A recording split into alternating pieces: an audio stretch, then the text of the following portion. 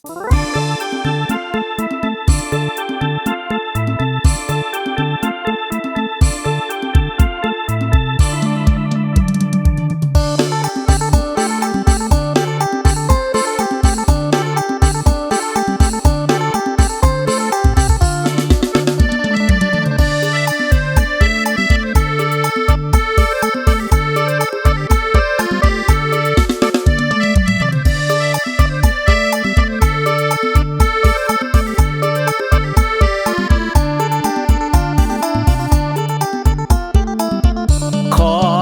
ำหลงแรงตะเว้น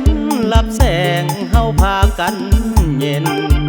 กับหมู่อยู่ห้านปิ้งเอ็นพากันเย็นเหล้าขาวเขียวเขียวมึงจอกกูจอกหยอกใหญ่หักแพงเป็นเสียว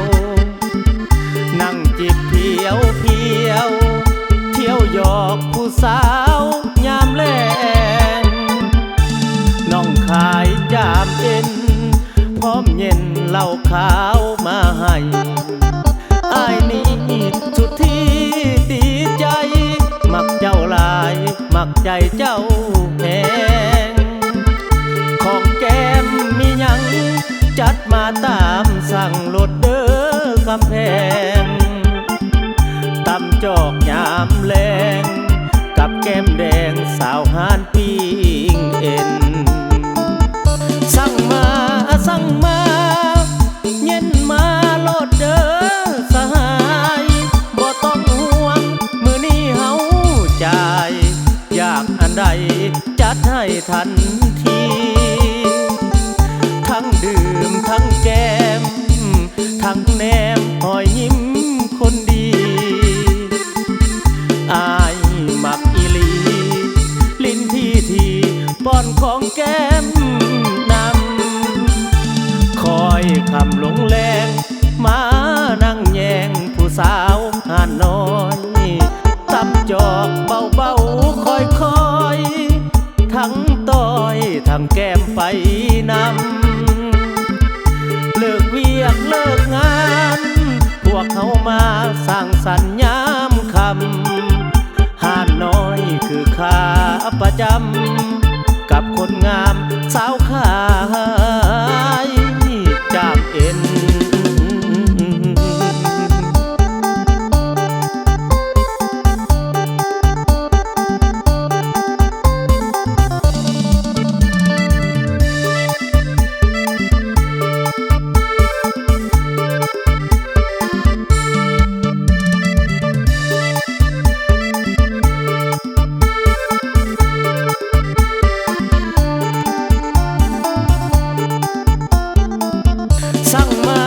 สั่งมาเย็นมาโลดเด้อสหายบ่ต้องห่วงมื้อนี้เฮาจ่ายอยากอันใดจัดให้ทันทีทั้งดื่มทั้งแก้มทั้งแนมหอยยิ้มคนดี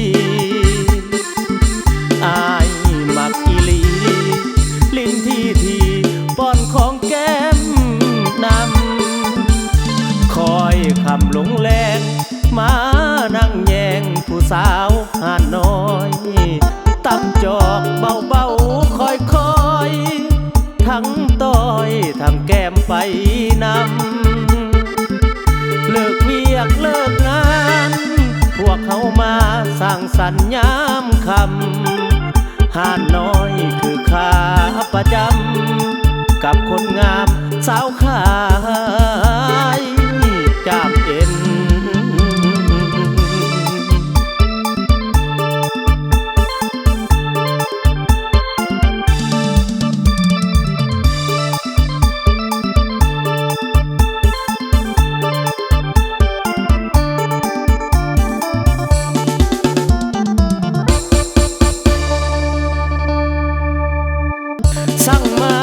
สั่งมาเย็นมาโลดเด้อสหายบ่ต้องห่วงมื้อนี้เฮาจ่ายอยากอันใดจัดให้ทันทีทั้งดื่มทั้งแก้ม ทั้งแนมหอยยิ้มคนดีอายมักอีหลีลิ้นที่ป้อนของแก้มนำคอยคำหลงแรงมานั่งแยงผู้สาวหาดน้อยตั้มจอกเบาๆคอยทั้งต้อยทั้งแก้มไปนำเลิกเวียกเลิกงานพวกเขามาสร้างสรรค์ยามคำหาดน้อยคือขาประจ